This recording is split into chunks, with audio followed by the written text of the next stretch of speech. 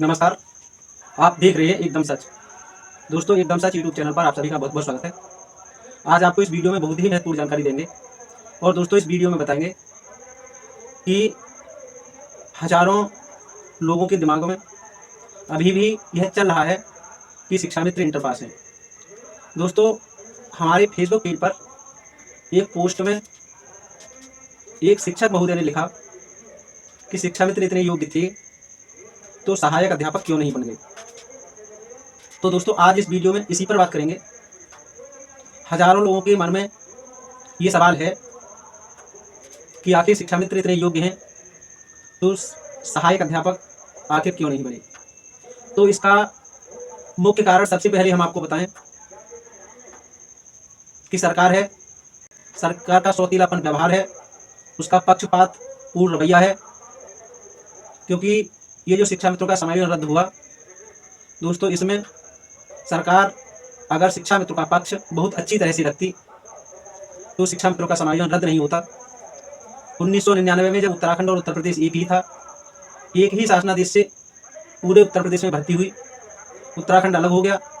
तो दोस्तों, उत्तराखंड के शिक्षा मित्रों के लिए 2019 में जो शिक्षा मित्र टीईटी और सीटीईटी की परीक्षा उत्तीर्ण हैं उनके लिए सहायक अध्यापक बना दिया गया है, और जो टीईटी की परीक्षा उत्तीर्ण नहीं है उन शिक्षा मित्रों के लिए सरकार 20,000 रुपये दे रही है। और पूरे देश में लगभग 40 से 60,000 के बीच में शिक्षा मित्रों का वेतन है, या फिर मानदेय कह सकते हैं। लेकिन उत्तर प्रदेश ही एक इकलौता राज्य है जहां पर योगी आदित्यनाथ जी की सरकार है। देश में कहीं भी किसी भी राज्य में कोई योगी मुख्यमंत्री नहीं है, केवल उत्तर प्रदेश में ही योगी आदित्यनाथ मुख्यमंत्री हैं। और उत्तर प्रदेश के शिक्षकों का इतना बुरा हाल है कि आर्थिक तंगी के कारण अब तक 14,000 से ज़्यादा शिक्षा मित्र इस दुनिया में नहीं रहे, क्योंकि उनके लिए 301 रुपया सरकार लगभग 2017 से ही दे रही है, और अब तक 2025 खत्म होने वाला है। काफ़ी अनुनय विनय करने के बाद 1 रुपया बढ़ाया नहीं है। अब दोस्तों उसी सवाल पर वापस आ जाते हैं कि आखिर शिक्षा मित्र इतने योग्य हैं, सहायक अध्यापक की योग्यता भी रखते हैं, तो फिर सहायक अध्यापक क्यों नहीं बने। तो हम आपको बताएं कि माननीय सर्वोच्च न्यायालय ने अपने आदेश में कहा कि शिक्षा मित्र टीईटी पास नहीं है। गुणवत्तापूर्ण शिक्षा के लिए, बच्चों की गुणवत्तापूर्ण शिक्षा देने के लिए शिक्षा से समझौता नहीं किया जा सकता।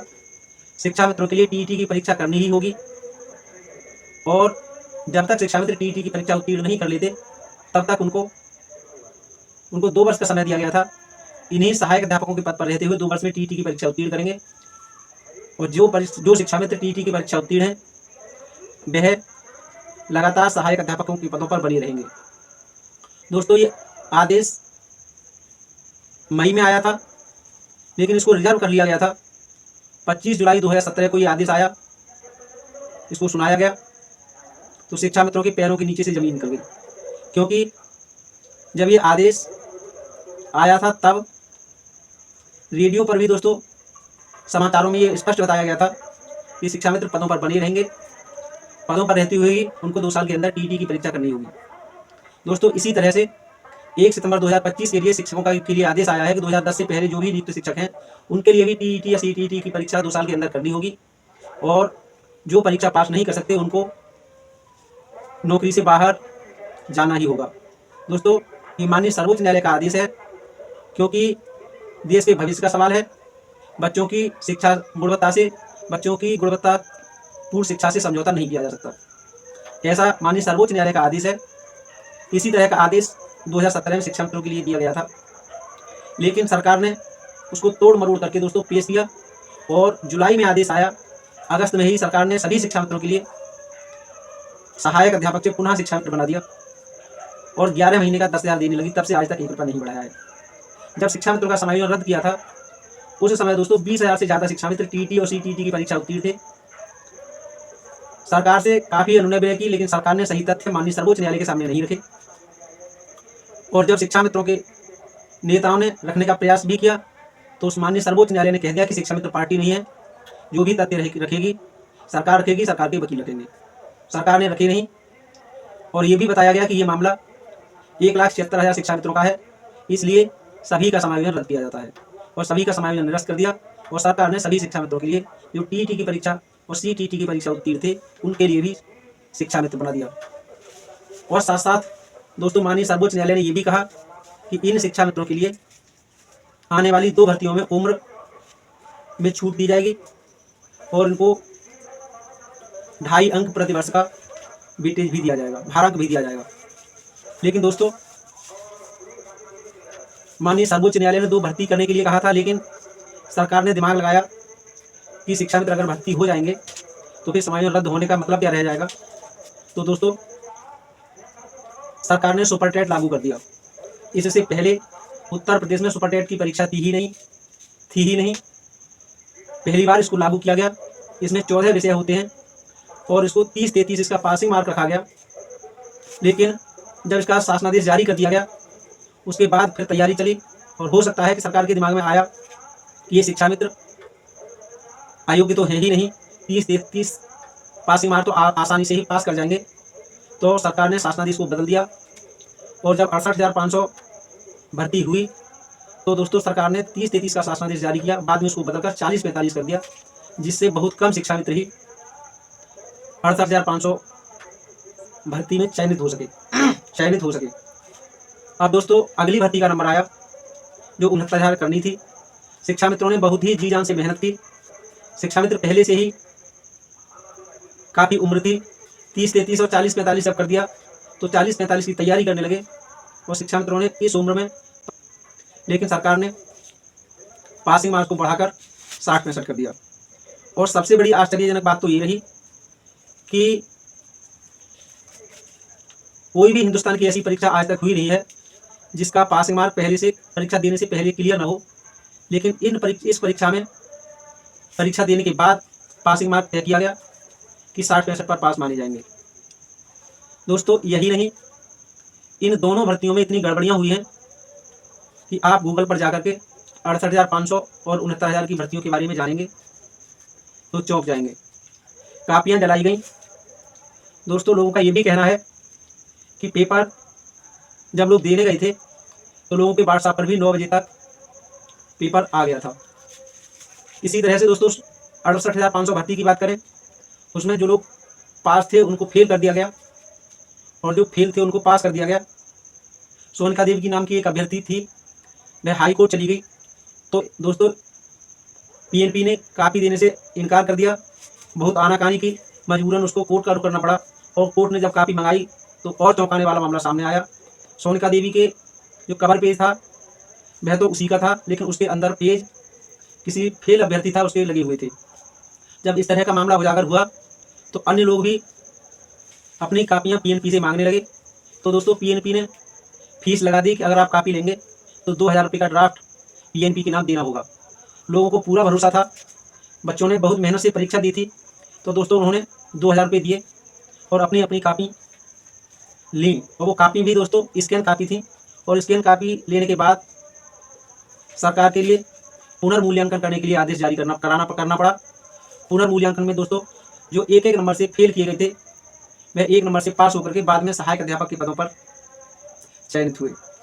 जनपद संभल के चुनावी ब्लॉक में कई शिक्षा मित्र सहायक अध्यापक बने, इसमें एक सुरेश पाल जी भी थे जिनको 1 नंबर से फेल कर दिया गया था। पुनर्मूल्यांकन में उनको 1 नंबर मिला, तब उनको चयन हुआ, जबकि दोस्तों उनको 1 नंबर से फेल कर दिया गया था क्योंकि वह शिक्षा मित्र थे उस समय। इसके साथ साथ हम आगे बात बताएं आपको कि कापियां जलवाई गई, उसके वीडियो भी सोशल मीडिया पर आप सबने देखे होंगे। और इससे पीछे की जो भर्ती थी उसमें तो किसी के 12 नंबर थे, केवल सैकड़े के स्थान पर 1 नंबर बढ़ा करके 112 करके पास कर दिया गया। अगर किसी के 28 थे केवल तो उसको 128 बना दिया गया। और 69,000 शिक्षक भर्ती में आरक्षण घोटाला के मामले में अभी भी अभ्यर्थी रोज पुलिस के द्वारा कूटे जाते हैं, बराबर अपनी आवाज़ उठा रहे हैं। आरक्षण घोटाला 69,000 शिक्षक भर्ती में जो ओबीसी जाति के लिए जो आरक्षण मिला हुआ है 27% है, लेकिन दोस्तों उन 27% पदों पर भी सामान्य जाति के लोगों ने फर्जी प्रमाण पत्रों के सहारे उन पदों को हथिया लिया। बाद में सरकार से कहा गया कि उनकी जगह भरने के लिए, तो सरकार ने कह दिया कि एक भी पद ज़्यादा नहीं भरा जा सकता। लेकिन इन लोगों ने बराबर धरना प्रदर्शन किए, संघर्ष जारी रखा तो 6800 अभ्यर्थियों की एक सूची और जारी की गई, जो 69,000 शिक्षक भर्ती से बिल्कुल अलग थी। अब जब इतना घोटाला हुआ है, तो शिक्षा मित्र हो या फिर दोस्तों कोई अन्य अभ्यर्थी आखिर कैसे भर्ती में शामिल होकर के सारी प्रक्रियाओं को पूर्ण करके चयनित हो सकता है, आप अंदाजा लगा सकते हैं। लेकिन लोग बड़े आसानी से कह देते हैं कि आप योग्य हो तो शिक्षक क्यों नहीं बन गए। दोस्तों 103 से ज़्यादा शिक्षा मित्र तो ऐसे हैं जो 60-65 पासिंग मार्क भी हैं, उनके आवेदन पत्र भरते समय किसी प्रकार की कोई त्रुटि उसमें रह गई, मात्र उनका इसी बहाने नियुक्ति पत्र रोक दिया गया और आज तक दिया नहीं गया है, और वह भी शिक्षा मित्र के पद पर कार्य करने के लिए मजबूर है। इस वीडियो से आप समझ गए होंगे, हमने इस वीडियो में यही बताने का प्रयास किया है कि शिक्षा मित्रों के साथ सरकार ने कदम कदम पर छल किया है। सरकार ने इतने बैरिकेडिंग लगाए हैं कि किसी भी प्रकार से इन शिक्षा मित्रों का समायोजन रद्द हो गया है तो यह सहायक अध्यापक न बन सकें। अगर इनकी जगह पर कोई अन्य अभ्यर्थी होता तो वह इस दर्द को महसूस करता, लेकिन जो लोग भी बोलते हैं उनके लिए या तो पूरी जानकारी नहीं है, या फिर दोस्तों ऐसा भी हो सकता है कि वह भी शिक्षा मित्रों से द्वेष भावना रखता हो। खैर, इस वीडियो में दोस्तों इतना ही। वीडियो काफ़ी लंबा हो गया है, क्योंकि वीडियो में पूरी बात की जानकारी अगर दी जाए तो दोस्तों वीडियो बड़ा तो हो ही जाता है, क्योंकि कोई जानकारी अगर डिटेल से न दी जाए, अधूरी जानकारी दी जाए और वीडियो छोटा हो तो उससे कोई लाभ भी नहीं होता। खैर, जो भी है दोस्तों, हमें उम्मीद है कि इस वीडियो से शिक्षा मित्रों के साथ जो अत्याचार हुआ है, जो सरकार ने धोखा किया है, वह अब आप आसानी से समझ गए होंगे। और सरकार ने माननीय सर्वोच्च न्यायालय का जो आदेश था उसकी भी अवहेलना की है, क्योंकि जो शिक्षा मित्रों के साथ हुआ है वह उस आदेश में ऐसा कुछ था ही नहीं जो इनको भुगतना पड़ा है। दोस्तों, इस वीडियो में इतना ही। अगर आप हमारे एकदम सच यूट्यूब चैनल पर नए हैं, पहली बार वीडियो देख रहे हैं, तो हमारे इस चैनल को अवश्य सब्सक्राइब कर लें, घंटी वाली बटन को दबाकर आल वाला बटन भी जरूर दबाएं। ये बताना तो बिल्कुल ना भूलें कि हमारा वीडियो आपको कैसा लगा। वीडियो को ज़्यादा से ज़्यादा इसलिए शेयर करें ताकि आम जनमानस के लिए, और जो लोग ये अपने मन में विचारों को घर बनाए बैठे हैं कि शिक्षा मित्र अयोग्य हैं, शिक्षा मित्र सहायक अध्यापक नहीं बने, तो उसका क्या कारण रहा, वह इस वीडियो के माध्यम से ही अच्छी तरह से समझ सकते हैं, ताकि उनके अंदर जो दुर्भावना है या फिर उनके लिए अधूरी जानकारी है वह पूरी हो सके। मिलेंगे अगले वीडियो में नई जानकारी के साथ, तब तक दीजिए इजाजत। नमस्कार, जय हिंद, जय भारत, जय संविधान। Please subscribe. Only personal use is allowed.